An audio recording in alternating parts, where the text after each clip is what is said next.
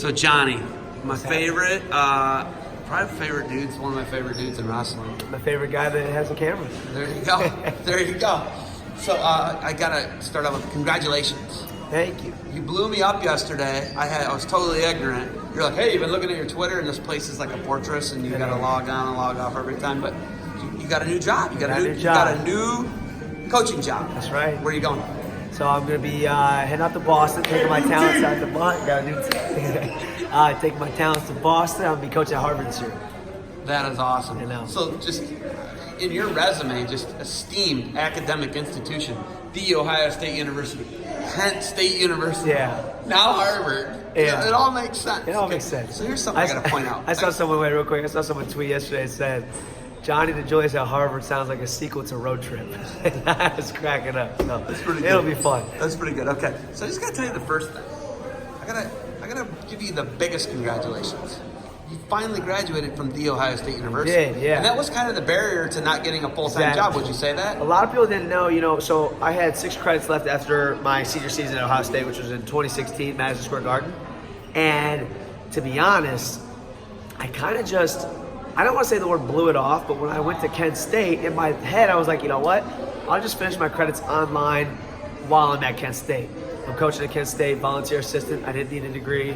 And all of a sudden, a month or 2 goes by, 2 months goes by, 3 months goes by. I just hadn't signed up yet.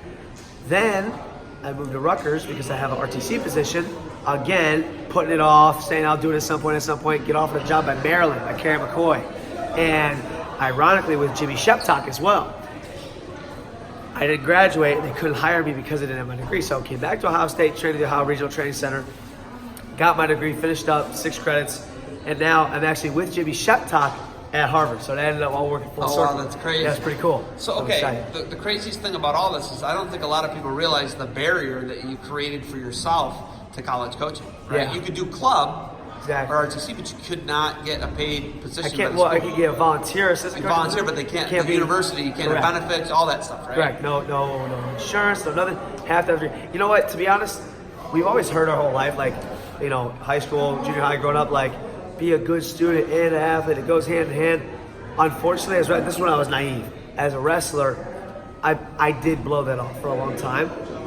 Looking back now, it's more than just like doing the right thing. You actually grow wrestling if you do well in school. And I wish I knew this more when I was younger because we have the lowest APR for any sport.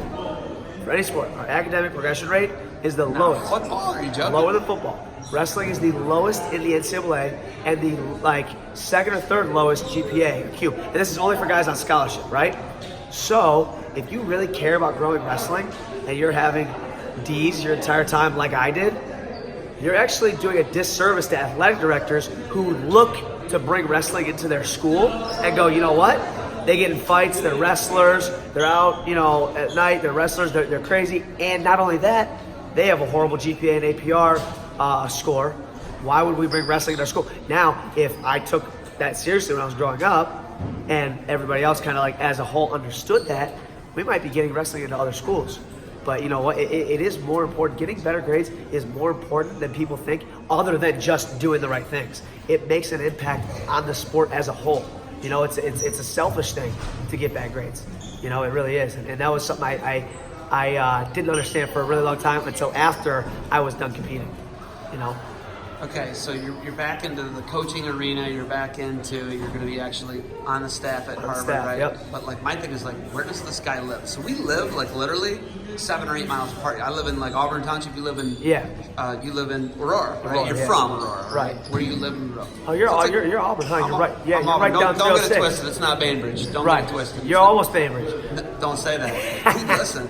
Someone's like, oh, you live in Chagrin Falls. I said that to one of my neighbors, and they lost their minds. Right. They're like, it's Auburn, right? The Auburn, a lot of pride in Auburn. I don't know if you know that. Right? So Auburn you got well water out there, right? Oh, of course we do. And a septic tank. You should know this. Okay. So listen, when we talk about this stuff, I'm always like, where does Johnny DiJulius actually live? All over. I see you in Thailand. Yeah. I see you in Iceland. Yeah. What did I see in Iceland? Was that one Iceland? I was in Iceland the past. Me and Bryce actually got banned from the Blue Lagoon for life from Iceland. That's a whole nother story. Yeah, I can tell you about that, but I'll tell you where I live first. Where do you live? Do you live in Columbus right now? So right now I'm until Harvard, right? I'm full-time training at the Ohio RTC. However, I do so many clinics that it would kind of be a disservice to myself to be paying rent, having my own place. So my one buddy, AJ Agazar, who fights in the Bellator, his brother goes to Ohio State. He wasn't in school for about 6 months, so I was actually just crashing in his place while I trained at Ohio State. He came back. Me, Tayshan, and Anthony is his name. Me, Tayshan Campbell, and Anthony lived together. Now, I just crashed in the living room because I was only there for 4 days of the week, because then I would have to go do camps and hustle camps all over the country, or I'm traveling doing my own thing, skydiving on the weekends anyways. So I was just kind of on the move a lot. And it was probably one of the funnest, like 6-7 months of my life. It was a blast. Just kind of, but it is nice that I'm going to have like a home base where I don't have to move around as much. That's going to be cool. Okay, can I tell you my favorite thing about you? Let's go. Here, it's like so many people like get so disappointed it's these, isn't it? with the banana hands. Yeah. But like so many people get so distraught if they're not an All-American in college, and they get so mad. And they're, oh, my life is meaningless and pointless. My favorite thing about you is like you understand that some unfortunate things happen in your career, but at the same time you have a lot of fun with it. Have a lot. The shirt, man. The shirt. Like you troll all the All-Americans you beat with a got shirt, it, man. But Got it's it. like you don't. Like there's so much you're gonna get back to wrestling. Yeah. Maybe you weren't an All-American for Ohio State. Right. But like, how much do you still love the sport, even maybe you didn't reach your goals in college? I actually saw a really good video one time from The Rock. Right. He talked about how he wanted to be a football player at the time. The Rock. Yeah, The Rock. Dwayne Johnson. He was. It was a video, and if you could ever look up The Rock in Vancouver, it's like the first video that comes up on YouTube. So what he says is really interesting. He says, I always wanted to play in the football league. All of a sudden, boom, I was cut by the Canadian Football League, and my dreams were crushed. Then he said something that literally changed me, because I did struggle after I did All-American. I had insecurity issues and stuff like that. And of course, I still think about it, but what he said really stuck with me. He said, getting cut, he said playing in the NFL was the best thing that never happened to me. Because had I done that, the thing I wanted most was to play in the NFL. Had I done that, I would have never became The Rock. I would have never been in a movie star. I would have never been in WWE, and I would never be as wealthy and well off as I am now. And it was really interesting to me. I always think, if I did All-American my senior year or whatever, would I have been like, oh, you know what? I got what I wanted out of wrestling, started maybe working in the corporate world. Maybe I wouldn't have been as happy, right? But because I didn't get what I wanted, maybe it kind of was a catalyst for me to stay in wrestling and stay in the coaching world, work with kids, give back, and kind of, find something I really love to do.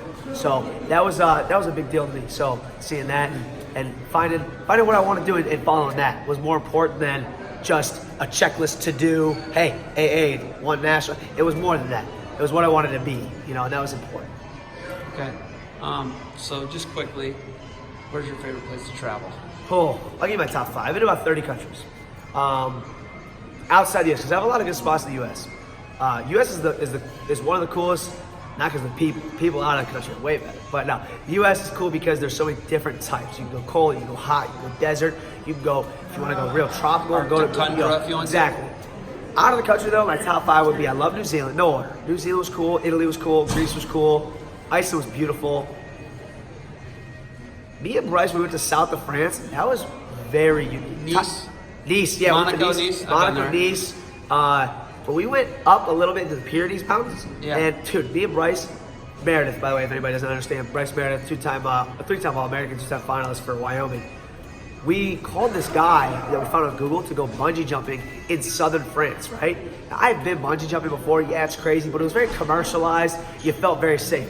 When we went to this guy in southern France, this dude pulls up in a white van and starts pulling rope out of his van. We look at each other like, what are we about to do? He gives us a waiver in French, right? And we just, okay. He starts putting like weight plates down on this thing that he ties the rope to. Wait, it's not tied to a solid object? Oh, it was weight. Look, if I did that 250-pound man, I would just pull the weights off of him. He goes, how much you weigh? I go, 145, maybe. And he just starts, okay, puts another weight on. He goes, you'll be good. And we just freaking sent it. It was awesome. You're out of your mind. You're out of your mind. All right, you got anything else for me? No, I would have the tooth, but I got a real one. I know that's our tradition. Very disappointing. I know, very disappointing. Hey, thanks for the time. Keep grinding. Good luck in Boston, all right? Thank you, man. I really appreciate it. Thank you so much.